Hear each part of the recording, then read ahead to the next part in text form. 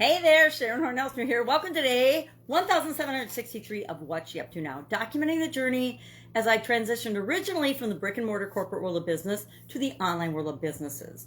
2017, following my divorce, I had the opportunity to say, okay, divested myself of all my businesses with my ex-husband. What do I want to do now? I was old enough to retire, but I was like, I don't want to retire yet. I'm curious about the rest of the world, especially the online internet world. I'd never really been able to jump into it. I mean, I never made it a priority to jump into it. So I thought, okay, I've been curious about this. I'm going to do this. I can do something totally different than I've ever done before. And so what did I do? I jumped in with both feet into the ClickFunnels world, became a certified partner to apply funnels and online technology and social media marketing and all the crazy things I really was curious about but didn't know much about to various businesses of mine and my family's, and did that for several years, tried and did all kinds of different things, got sucked into the vortex that is the internet and all the different rabbit holes that you can go down.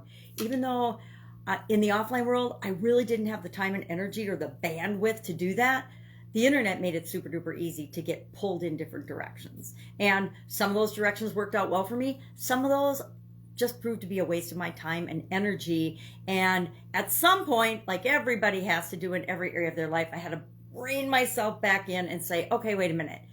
I don't need to learn about chatbots right now. I can get somebody to do that for me. I don't need to learn about all these different things or technological things. I can bring someone on board to do those things for me. And so that's what I did. And I focus on these days the things I like to do, the things that are in my wheelhouse, the things that I am confident and love doing instead of all the things that have to be done. A lot of times when I was early on building different businesses, I did way too many things, wore too many hats, got exhausted, worn out, and learned that it's not about doing everything myself. It's about setting up processes and systems and procedures that allow other people to come in and give a task or a function their best. It allows them to grow and develop and become a better version of themselves as well, which is what this year's challenge is all about. The 365-day challenge, the BU 365-day challenge this year is about becoming a better version of ourselves. Why? Because the truth is everything in your life revolves around you, right? You are the center and the core of that. Your thoughts, your beliefs, your feelings, your emotions, your experiences.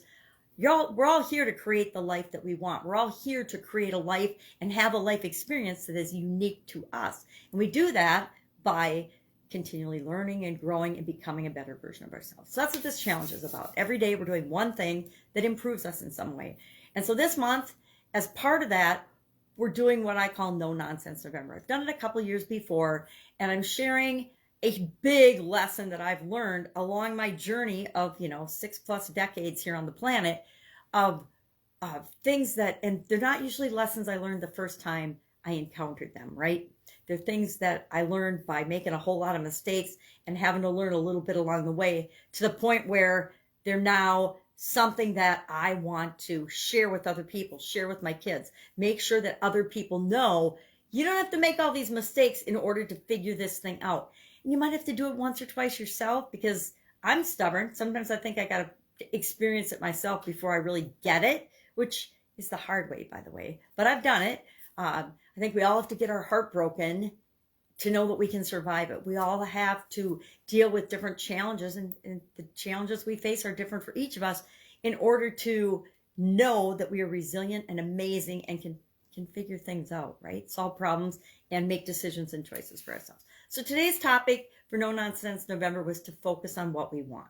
And I shared a couple of examples. I shared one from my marriage and my biggest relationship thus far in my life. I guess it's not my biggest.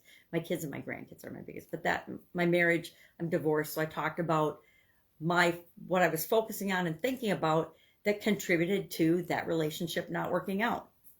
And how do I know? Because the relationship didn't work out. I imagined and believed, I thought at a core level that I would be married once and I'd be married for my whole life. And that was what I thought was in my conscious mind. Yet there were doubts and fears and worries in my subconscious that bubbled up in my actions and reactions to certain things that caused events that ended up my marriage not working out. And like every situation and lesson, we have to take responsibility for our role and our part in that. Now, I didn't consciously know I was thinking and feeling and believing those doubts and fears and limiting beliefs. Yet, hindsight's 2020. I can look back now, and in every area and aspect of my life, I can think of examples where I believed I was focusing on the goal, focusing on what I want, yet my results were showing me that my thinking or my beliefs were somehow conflicting. So many people say they want to be abundant and live an abundant life and be happy, yet subconsciously they have conflicting beliefs about money, beliefs about abundance, beliefs about happiness, beliefs about what's possible for them. And we don't know what those are until they bubble up to the surface and we realize, oh my gosh, I am sabotaging myself a little bit in that way, because instead of focusing on what I want, I'm really thinking about, I don't have it yet. How come so-and-so has this thing and I've wanted it forever and I don't have it? And when we're focusing more energy, and thought is energy, and beliefs and feelings are energy, on what we don't have, or that we don't have it yet, or that's we're envious because someone else has it, that's when we get into trouble, because we're not focusing on what we want as much as we're focusing on what we don't want. And guess what? No matter what we give our energy to, that's what we're creating in our life.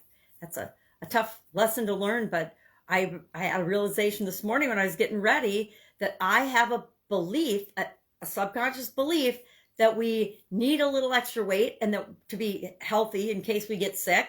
Where did that come from? And that as we get older, as we age, we're just going to gain weight. Well, society's been feeding me that. And I didn't realize consciously that that's undermining my overall level of health as I'm getting older. And so that's what I'm going to start working on today, because I had that huge aha.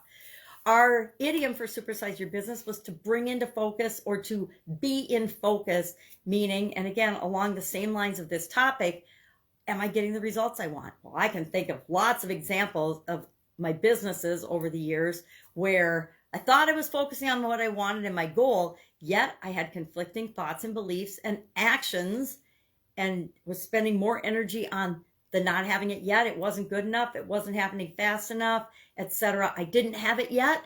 And so I was getting all kinds of things that were slowing my progress toward building and growing and supersizing my businesses, and all on me. And so we're always looking for ways to improve our results. And part of that is being willing to examine ourselves, our thoughts, our beliefs, our feelings, our emotions around different topics and different things. And I know every time I'm struggling or having a hard time with anything, that's not the result I want.